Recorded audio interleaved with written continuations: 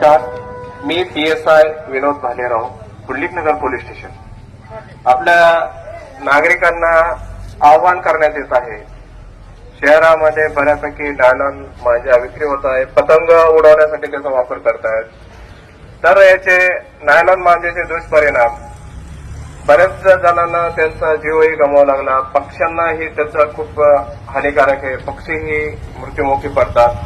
त्यामुळे आपल्या खेळण्यामुळे किंवा आपल्या निष्काळजीपणे कोणाचाही जीव जाऊ नये. त्यामुळे शहरात नायलॉन मांजा कोणीही वापरणार नाहीत याची सर्व काळजी घेतील. आणि नायलॉन मांजा जर कोणी वापरत असेल किंवा कोणी विक्री करत असेल तर कृपया नागरिकांनी पोलिसांना माहिती द्यावी.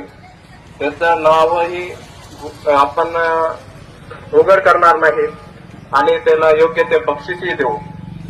तर आणि नायलॉन मांजा विक्री संदर्भात पुंडलिकनगर पोलीस स्टेशनला एक गुन्हा दाखल केलेला आहे आपण, आणि त्याचा आरोपी अटक असून तो सध्या हर्सूल जेलला आहे.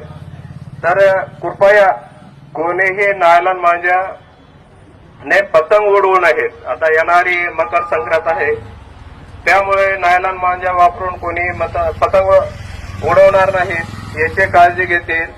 जय हिंद, जय भारत.